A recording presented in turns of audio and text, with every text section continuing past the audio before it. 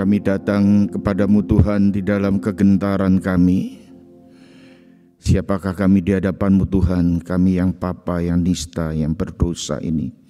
Tetapi justru kasih karunia itu Tuhan limpahkan, mengangkat kami menjadi anak-anak-Mu yang Tuhan diselamatkan di dalam kasih karunia-Mu. Melalui pemberitaan firman-Mu ini hari ini pada saat kami akan bersama-sama membuka hati kami, kiranya Roh Kudus terus bekerja, membimbing kami, mengarahkan kami, bahkan memberkati kami dengan kehadiran firman-Mu ini. Sucikan dan berkatilah setiap kami, agar firman-Mu ini boleh tertanam dalam dan bertumbuh bahkan berbuah-buah lebat. Hamba-Mu yang Kau telah persiapkan, sucikan dan layakkan dia, dan bawa dia sama-sama kami boleh belajar untuk menerima firman-Mu dan melakukannya. Terpujilah nama-Mu. Dalam nama Tuhan Yesus kami memohon berkat firman-Mu ini. Amin. Silakan duduk. Ya. Shalom Bapak Ibu Saudara sekalian. Shalom. Ya, saya bersyukur sekali boleh bersama kembali dengan saudara sekalian berbakti di kebaktian pada pagi hari ini, saudara. Saudara sekalian, kita hari ini sampai pada kitab Ibrani di bagian terakhir.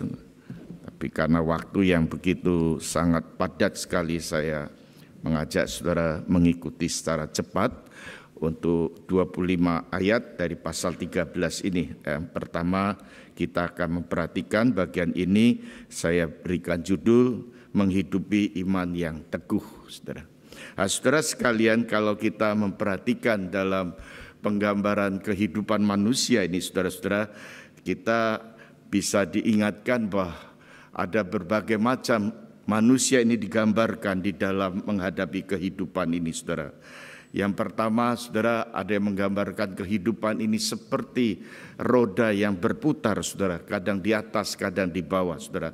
Tetapi ada juga yang menggambarkan kehidupan kita itu seperti menaiki sebuah kapal, saudara. Kapal itu beranjak dari sebuah pelabuhan menuju ke pelabuhan yang lain, saudara. Saudara, orang yang naik kapal bertolak itu mempunyai satu tujuan, sampai ke pelabuhan yang akan dituju, saudara. Di dalam perjalanan, saudara, ada kalanya saudara-saudara kita melihat banyak sekali dinamika kehidupan manusia ini. Digambarkan, saudara, berarti betapa nyaman dan indahnya ketika kapal itu melaju dengan begitu tenang, nyaman, para penumpang menikmati suasana pemandangan yang indah, melihat air laut yang biru begitu menyegarkan, melihat langit yang cerah begitu memberikan semangat. Berbagai macam, saudara-saudara, situasi-situasi itu bisa dinikmati, saudara. Tetapi tak kalah juga kadang kala, saudara, kapal itu menghadapi angin yang kencang, saudara, menghadapi ombak yang tinggi, menghadapi awan langit yang mulai mengelabu, saudara, mulai gelap pikat, saudara-saudara. Saudara-saudara, kemudian ada gelombang yang tinggi datang, saudara. Begitu situasi menjadi menakutkan, saudara. Gambaran kehidupan ini menjadi gambaran yang tidak mengenakkan, saudara. Pemandangan yang indah kita lihat hari itu, dengan kuatnya gelapnya awan kelabu itu, saudara, menjadi hati kita gelap dan mencekam, saudara.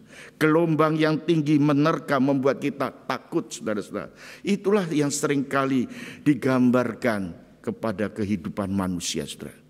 Saudara, hari ini kita akan melihat, saudara, bagaimana tujuan daripada penulis daripada surat Ibrani, saudara.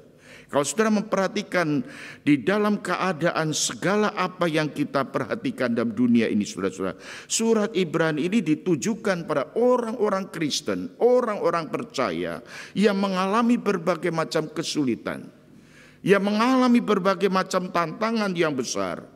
Bukan hanya besar tetapi berat, saudara-saudara. Sebagai orang Kristen pada zaman itu, saudara-saudara, tidaklah mudah, saudara. Tantangan dari luar, tantangan dari dalam, bahkan tantangan secara internal kehidupan rohani itu diperhadapkan, saudara-saudara. Saudara, tetapi kita percaya melalui surat Ibrani ini, Allah kita adalah Allah yang hidup. Penulis ingin mendeklarasikan pada satu sentralitas pusat daripada iman Kristiani, yaitu kepada Kristus Yesus Tuhan, yang melampaui imam besar manapun juga, yang melampaui malaikat, yang melampaui Musa sebagai pemimpin bangsa hari itu.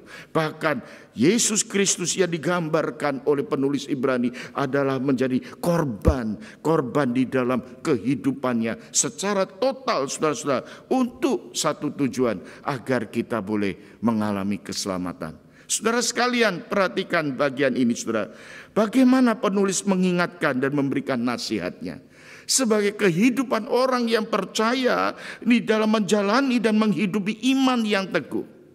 Saudara, kadang-kadang kita di dalam mempelajari firman Tuhan, di dalam ber-PA, di dalam mengadakan satu penelitian Alkitab, itu hanya pada dasar pengetahuan, saudara. Dasar daripada doktrin saja. Surat Ibrani belajar mengajarkan tentang dasar iman Kristen. Tetapi juga kitab Ibrani mengajarkan bagaimana menghidupi, menjalankan iman Kristiani itu. Menjalankan iman itu di dalam dia, di dalam Kristus. Nah, saudara sekalian, ayat 1 langsung penulis mengatakan, yaitu peliharalah kasih persaudaraan. Saudara-saudara, kasih persaudaraan, saudara. Ayat 1 ini langsung dengan sederhana kelihatannya, tetapi ini sangat dalam sekali, saudara.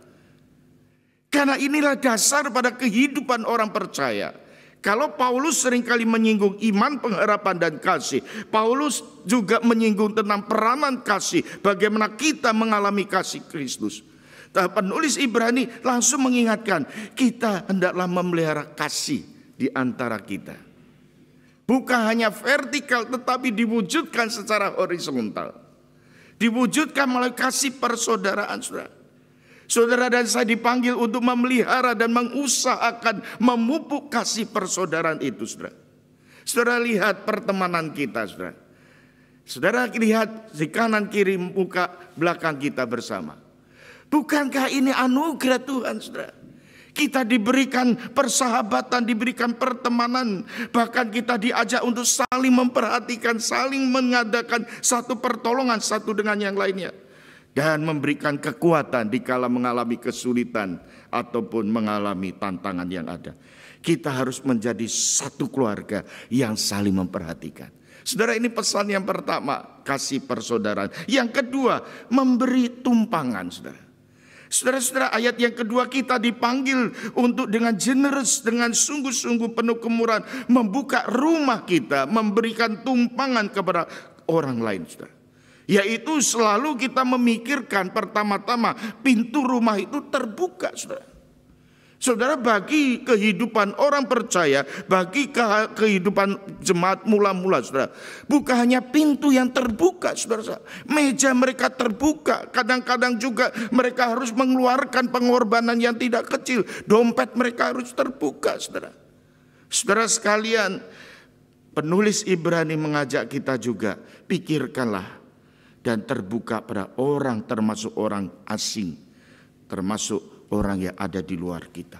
Yang ketiga, saudara-saudara, yaitu menolong yang susah, saudara. Kalau saudara perhatikan ayat yang ketiga ini, ingatlah baik-baik, kita itu sudah mencapai kehidupan hari ini karena berkat Tuhan. Saudara, jangan kita melupakan kita ada sekarang ini karena kekuatan kita. Kita berkat Tuhan itu yang dialami oleh setiap orang percaya itu mengingatkan kita untuk kita menjadi saluran berkat. Saya selalu mengingatkan pada pemuda-pemuda dan remaja-remaja, kalau satu hari engkau sukses, jangan lupa pada orang lain yang telah banyak membantu doa pada kamu.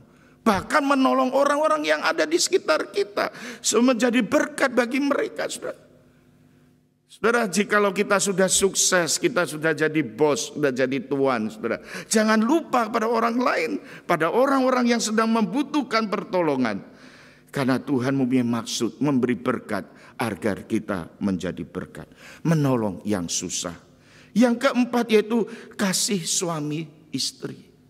Penulis Ibrani sangat memfokuskan kehidupan keluarga di sana. Sayangilah istrimu, sayangilah pasanganmu, sayangilah suamimu, sayangilah anak-anakmu. Jadikanlah rumah tangga itu yang kudus, yang suci di hadapan Tuhan. Saudara, ayat keempat ini boleh menjadi satu ceramah keluarga yang begitu luas sekali. Karena itulah tujuan Allah menciptakan keluarga, menjadikan rumah tangga di dalam kehidupan sebagai orang beriman, saudara. Kasihlah suami dan istri. Yang kelima, ayat yang kelima adalah kepuasan sejati. Kepuasan sejati dikatakan janganlah kamu menjadi hamba uang. Cukupkanlah dirimu, saudara-saudara. Kata cukupkanlah dirimu dengan apa yang ada padamu. Karena Allah telah berfirman, aku sekali-kali tidak akan membiarkan engkau, dan aku sekali-kali tidak akan meninggalkan engkau. Jelas firman Tuhan mengingatkan kita, janganlah biar hati kita itu dipenuhi dengan kekhawatiran, kecemasan hari ini. Saudara, penulis menyinggung hamba uang dikatakan di sana. Janganlah engkau menjadi hamba uang. Ini berarti, artinya saudara, janganlah kita menempatkan uang itu menjadi tuan kita. Menjadi penentu hidup kita. Menjadi majikan hidup kita. Tidak. Uang itu tidak selama-lamanya, saudara. Ia tidak menentukan hidup kita. Saudara, jangan sampai kita diperbudak oleh uang, saudara. Karena kenapa, saudara? Hal inilah yang seringkali menimbulkan kecemasan, kekhawatiran, bukan? Saudara dan saya ada di dalam resesi ekonomi yang dirasakan oleh berbagai macam masyarakat. Bukan hanya di benua Australia, tetapi di benua Amerika sekalipun, sebagai negara yang kuat, yang kuasa, yang hebat segalanya. Sekarang mengalami resesi ekonomi. Bukan hanya negara-negara yang kuat, negara-negara yang tangguh, saudara-saudara. Tetapi kita melihat orang-orang yang sudah mempunyai kemampuan di level yang tinggi sekalipun mengalami banyak pergumulan.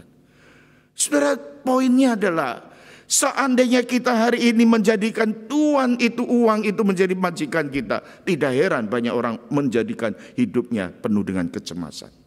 Tidak heran hati kita penuh dengan kegelisahan karena uang itu sebentar saja akan lenyap dan hilang, saudara. Saudara-saudara, siapa yang menjadi Tuhan kita? Siapa yang menentukan hidup kita, saudara-saudara? Tidak lain tidak bukan penulis Ibrani ingin mengatakan, dialah Allah. Dialah penentu, Allah yang berkuasa, Allah yang berdaulat penuh, saudara. Saudara sekalian yang dikasihi Tuhan, dialah yang berjanji yang tidak akan meninggalkan kita. Dan dia berjanji tidak akan membuat kita telantar. Dan dia senantiasa beserta dengan kita. Yang keenam, ayat yang keenam. Sebab itu dengan yakin kita dapat berkata, Tuhan adalah penolongku. Aku tidak takut bahaya. Apakah yang dapat dilakukan manusia terhadap aku? Oh saudara sekalian, penulis mengatakan sebab itu dengan yakin dan berkata Tuhan adalah penolongku. Aku tidak takut bahaya. Dua kata penting, dua kata yang sangat bermakna sekali. Penulis menggarisbawahi ada kata yakin dan tidak takut. Yakin artinya aku percaya, yakin artinya aku trust, yakin aku percaya dan aku berserah kepada dia. Itulah yakin. Saudara sekalian, kata yang kedua adalah aku tidak takut. Aku tidak takut lebih memberikan satu pengertian, ada satu keberanian, ada satu kesemangatan, ada satu encourage dikatakan di sana. Ini bukan berarti tidak ada rasa takut dalam hati kita selama-lamanya, tidak. Menghadapi resesi, menghadapi dunia yang begitu gejolak, menghadapi virus COVID-19, bahkan beranjut-anjut tidak selesai hari ini. Banyak orang mengalami ketakutan. Tetapi seorang yang takut di dalam situasi seperti ini, mari kita ingat bahwa hidup kita ada Allah yang menopang. Dialah yang akan menentukan seandainya kita pernah gagal sekalipun, pernah jatuh sekalipun, Dia tidak akan membiarkan kita. Mari kita jalan lagi, mari kita berlaju lagi. Mari kita menuju pada satu pelabuhan itu. Awan kelabu kita lihat, tetapi jangan memandang hanya awan yang gelap itu. Kita melihat sebuah pantai yang indah yang ada di hadapan kita. Saudara sekalian yang dikasihi Tuhan, Aku yakin karena apa? Tuhan penolongku. Aku tidak takut, artinya berani melangkah maju. Karena Tuhan beserta. Ayat yang ke-7, ayat yang ke-8 ini adalah mengingatkan, marilah kita mengingat teladan para pemimpin. Pemimpin yang mempunyai integritas. Pemimpin yang dicatat di dalam surat Ibrani, kita melihat di pasal yang ke-11 deretan-deretan mereka, saudara-saudara. Barisan orang-orang beriman, pemimpin-pemimpin rohani mengingatkan supaya kita tidak melupakan para pemimpin-pemimpin demikian. Tokoh-tokoh iman yang ada di masa lalu. Pelajaran-pelajaran indah, suatu hikmah yang perlu kita gali dan kita dapatkan. Tetapi tentu pemimpin yang sejati itu tidak menjadi tempat kebergantungan kita, saudara. Sekalipun dia bisa diteladani, saudara-saudara. Ayat yang ke-8 dikatakan yang menjadi fokus kita adalah Yesus Kristus, dikatakan di sana. Sebab Yesus Kristus adalah tetap sama baik kemarin maupun hari ini dan sampai selama-lamanya. Saudara-saudara, penulis Ibrani ingin membawa kita ini mempunyai satu model, mempunyai satu teladan yang indah, teladan yang kekal, teladan yang sejati, yaitu Yesus Kristus yang tetap sama, konsisten hari lampau, hari ini maupun hari yang akan datang. Alfa dan Omega, yang awal dan yang akhir, bahkan selamanya. Saudara sekalian, maka sampai di sini kita akan melihat bagian yang sangat penting, yaitu bagaimana respon kita di dalam melihat, memahami iman Kristiani kita di dalam Kristus. Ayat 9 sampai yang ke-16 ini berbicara, diberikan satu gambaran kembali kepada gereja. Gambaran kepada orang-orang percaya. Karena kalau kita memperhatikan ayat yang ke-9, saudara-saudara, di antara mereka ada yang diganggu ataupun dicobai, digoda dengan berbagai-bagai ajaran asing. Sebab yang baik ialah bahwa hati kamu diperkuat dengan kasih karunia, bukan dengan berbagai macam makanan yang tidak memberikan faedah. Mereka yang menuruti aturan-aturan makanan macam-macam itu. Saudara-saudara, artinya apa, saudara-saudara? Bahwa ayat yang ke-9 ini ingin menekankan, penulis ingin menekankan kepada kita, yaitu satu pengertian yang benar, segala sesuatu ini adalah berdasarkan kasih karunia Tuhan semata-mata. Kamu diperkuat dengan kasih karunia, saudara. Kasih karunia Yesus, kasih karunia Tuhan kita. Saudara-saudara yang dikasihi Tuhan, kalau kita memperhatikan di sini, sebagian orang yang ada di zaman itu, saudara, sangat mementingkan, menekankan pentingnya aturan-aturan berbagai macam makanan, saudara. Bahkan ajaran-ajaran yang menyesatkan. Mari kita kembalikan pada satu fokus, yaitu hanya kepada Kristus, hanya kepada Dia. Inilah yang dilakukan, persembahan yang ditujukan, baik itu yang dilakukan oleh Nuh, yang dikerjakan oleh Abraham, oleh Ishak, oleh Yakub. Bahkan kita bisa memperhatikan yang terjadi pada kehidupan Musa sebagai pemimpin bangsa, kepada umat Israel yang dikehendaki Allah. Dengan satu kata, penulis Ibrani kembali menggambarkan dengan satu gambaran, yaitu tempat ibadah. Kalau kita mengingat skema daripada tabernakel, rumah atau kemah Allah itu. Tabernakel itu di antara perkakas-perkakas yang ada satu tempat yang dinamakan mezbah. Dan inilah yang ditekankan oleh ayat yang ke-10. Kita mempunyai suatu mezbah. Dan orang-orang yang melayani kemah tidak boleh makan dari apa yang di dalamnya. Dan seterusnya kita melihat. Ini memberikan satu petunjuk, saudara-saudara, di atas mezbah itu ada korban yang dibakar, ada darah yang dicurahkan, ada darah yang dipercikan. Ayat 11, ayat 12, ayat 13. Secara ringkas penulis ingin memberitahukan ada satu perbandingan pengorbanan Kristus. Pengorbanan Dia dengan pengorbanan yang dilakukan dan sistem daripada pengorbanan penebusan dosa di perjanjian lama. Ada komparasi, ada satu perbandingan yang dilakukan oleh imam besar Dengan korban lembu jantan sebagai korban bagi para imam. Dengan kambing jantan sebagai korban bagi umat Israel. Haruslah dibakar sampai habis. Itu dilakukan di luar perkemahan dikatakan. Dengan kata lain, saudara-saudara, korban penebus dosa tidak dapat dimakan oleh siapapun juga.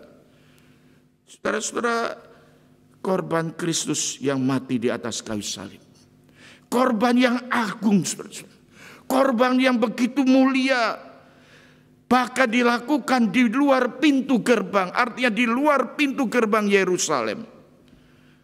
Tidak ada seorang pun yang dapat memahami hal ini. Bahkan dibantai habis-habisan di Bukit Kalvari. Sebab itu saudara-saudara, ayat yang ke-9 tadi menekankan, yaitu kasih karunia ini.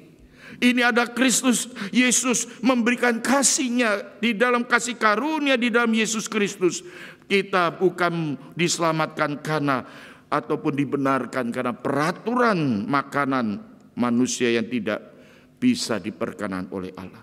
Melainkan oleh kasih karunia Allah, saudara-saudara, dengan iman kepada Yesus Kristus.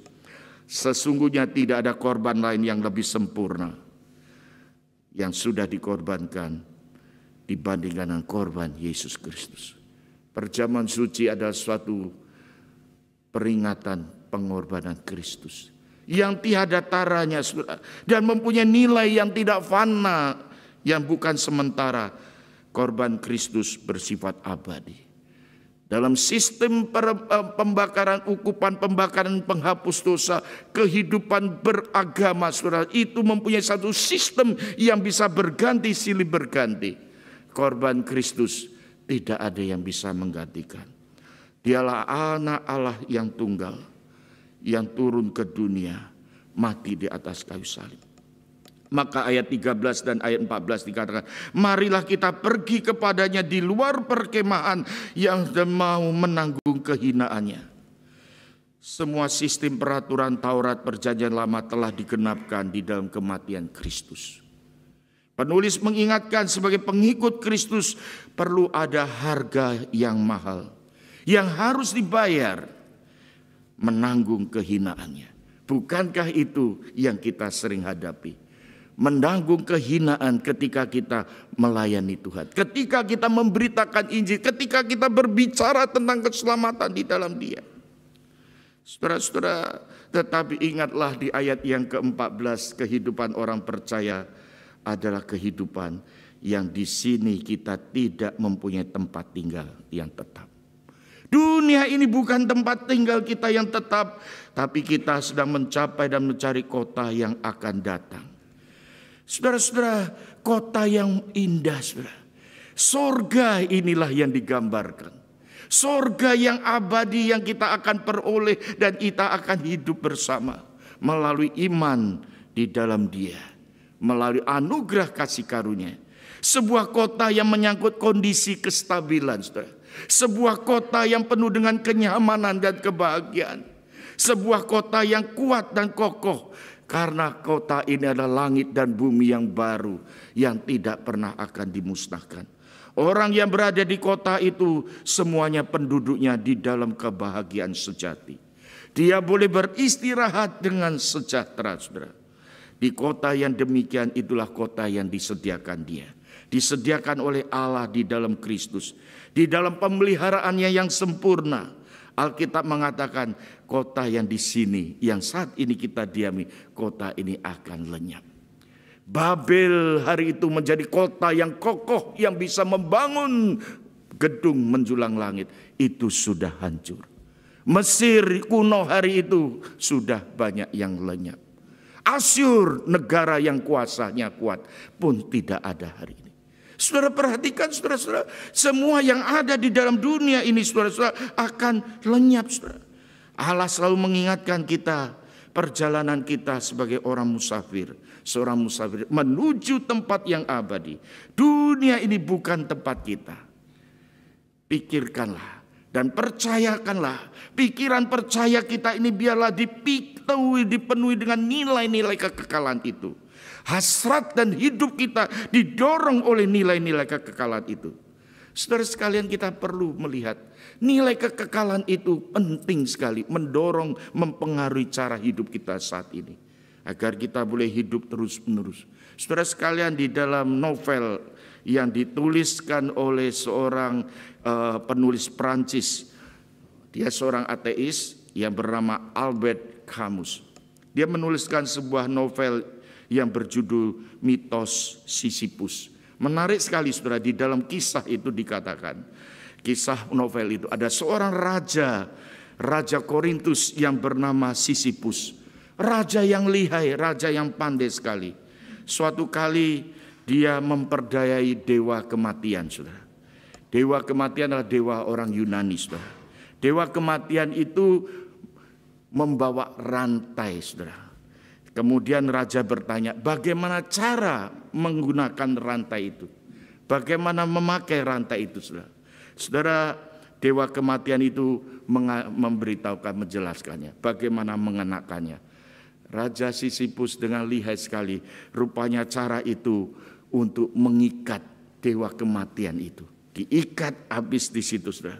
Dan dewa kematian terperangkap, tidak bisa kemana-mana. Artinya dia tidak bisa melakukan tugasnya, tidak bisa mencabut nyawa manusia, saudara. Dewa kematian sudah diikat, terperangkap, saudara. Apa yang terjadi, saudara? Pada beberapa waktu kemudian, saudara, karena manusia tidak ada yang mati, hidupnya penuh, saudara-saudara. Dan begitu orang-orang tidak mempunyai takut lagi. Tidak ada penyembahan-penyembahan pada dewa-dewa. Tidak ada persembahan-persembahan yang diberikan pada dewa-dewa. Apa yang terjadi, saudara? Pada hari itu begitu banyak orang-orang menjadi lupa akan dewa-dewa. Maka dewa-dewa itu menyelidiki, apa yang menjadikan ini semuanya? Rupanya Raja Sisyphus, Raja Korintus itu yang begitu lihai sekali. Dialah biang keladinya yang mengikat perangkap dewa kematian, sehingga dewa kematian tidak bisa melakukan tugasnya. Maka dia diberikan satu hukuman, yaitu hidup kekal. Hidup kekal yang bagaimana, saudara? Yang tiap hari dia bekerja, mengangkat batu, membawa sampai ke puncak bukit itu.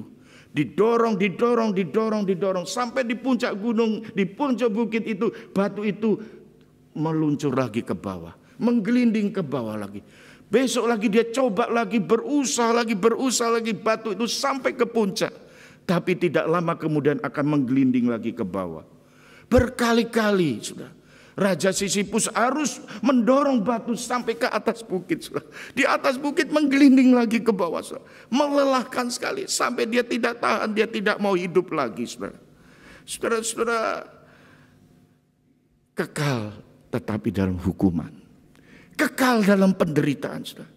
Melelahkan sekali. Saudara-saudara, ini yang disebutkan dalam novel itu, saudara-saudara, bagi saya melihat, saudara-saudara, yaitu kekal di dalam ketiada berartian. Tidak ada makna hidup itu, hanya mendorong batu sampai ke bukit, batu itu kembali meluncur ke bawah, mendorong lagi bekerja seperti itu. Bukankah itu gambaran manusia yang ada dalam dunia ini hari ini, saudara? Penulis Ibrani ingin mengajarkan kepada kita nilai kekekalan itu adalah nilai di mana di Yesus Kristus pusatnya. Dialah Allah yang mati di atas kayu salib. Saudara sekalian, inilah puncak daripada khotbah daripada surat Ibrani. Tidak boleh melupakan dia yang ada di dalam hidup kita. Jangan sampai kita meninggalkan dia. Kita bekerja hari ini tidak sia-sia. Karena ada nilai kekal, hasrat yang dipenuhi dengan Kristus. Dialah Alfa Omega. Dialah Allah yang hidup. Bapak Ibu Saudara sekalian, marilah kita belajar firman Tuhan. Mengikut dia. Dia, kekekalan bagi Alkitab adalah yaitu di mana kita bersama dengan dia sampai selama-lamanya. Tempat abadi, kota abadi ini adalah tempat di mana dia berada. Yesus berada. Yesus berkata, aku pergi ke tempat di mana aku akan berada, kamu pun aku berada. Saudara sekalian, respon ayat yang ke-15, ayat yang ke-16 ini penting. Sebab itu marilah kita oleh Dia senantiasa mempersembahkan korban syukur kepada Allah, yaitu ucapan bibir yang memuliakan nama-Nya. Janganlah kamu lupa berbuat baik dan memberikan bantuan, sebab korban-korban yang demikian yang berkenan kepada Allah. Saudara sekalian, marilah kita bersyukur atas kebaikan Tuhan. Dengan cara apa? Paulus melalui Roma 12 ayat yang ke-1 dikatakan, demi kemurahan Allah aku menasihatkan kamu supaya kamu mempersembahkan tubuhmu sebagai persembahan yang hidup, yang kudus, yang berkenan kepada Allah. Itu adalah ibadahmu yang sejati. Ibadah kita yang sejati adalah persembahan hidup kita. Dan penulis Ibrani mengatakan mempersembahkan syukur kepada Allah, yaitu dengan ucapan bibir yang memuliakan Allah. Kehidupan kita adalah kehidupan yang menikmati kebaikan Tuhan. Banyak sekali kebaikan Tuhan, saudara. Janganlah karena ada satu pergumulan kebaikan Tuhan itu menutupi satu persoalan hidup kita. Janganlah kita menutupi dengan segala kebaikan Tuhan dengan hal-hal yang ada di dunia ini, saudara. Kebaikan Tuhan beribu-ribu banyak kebaikan Tuhan. Seperti Taman Eden yang penuh dengan pohon yang indah, pohon yang penuh makanan buah-buah yang lezat, saudara. Saya membayangkan Adam dan Hawa ketika dia berjalan di Taman Eden, saudara-saudara. Pagi hari dia jalan, Adam dan Hawa sambil olahraga. Dia lihat pohon ini bisa dinikmati, pohon itu bisa dimakan, pohon itu ada. Diperkirakan ribuan pohon ada di Taman Eden itu. Tetapi ada satu pohon di tengah itu tidak boleh kamu jamah. Tidak boleh kamu makan buahnya. Saudara-saudara, saya berpikir kalau saya jadi Adam dan Hawa, kenapa jadi fokusnya kepada satu pohon itu? Hendaklah kita fokusnya pada pohon-pohon yang lainnya yang bisa dinikmati. Saudara dan saya seringkali juga sama seperti itu, bukan? Ada satu pohon mulai bertanya-tanya, kenapa ya pohon ini nggak boleh dijamah? Kenapa ya, jangan-jangan Tuhan ini menyimpan satu rahasia. Kita tidak boleh menyaingi Dia. Tuhan gak fair di situ. Mungkin ada satu pemikiran juga, oh pohon ini tidak boleh dimakan dan tidak boleh dinikmati supaya Tuhan tidak bisa tersaingi. Kalau kita makan kan kita sama dengan Tuhan. Iblis mulai menggoda di sana. Betul. Akhirnya saudara-saudara, apa yang terjadi? Semua pohon yang baik tertutup karena ada satu pohon yang menggoda itu. Karena ada satu pohon yang menggelitik itu, saudara. Kebaikan Tuhan tidak dilihat lagi. Karena ada satu persoalan hidup kita langsung mengatakan Tuhan tidak baik. Karena ada satu pergumulan yang kita sedang hadapi, kita langsung berkata Tuhan gak fair. Saudara, jujur hari ini saudara, di meja perjamuan kita diingatkan pergumulan apapun yang kita hadapi tidak sebanding dengan pengorbanan Kristus untuk kita.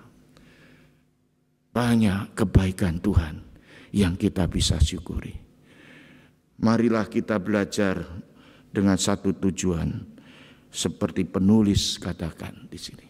Ibrani mengajak kita, mari kita responi dengan persembahan hidup. Taat pada Dia.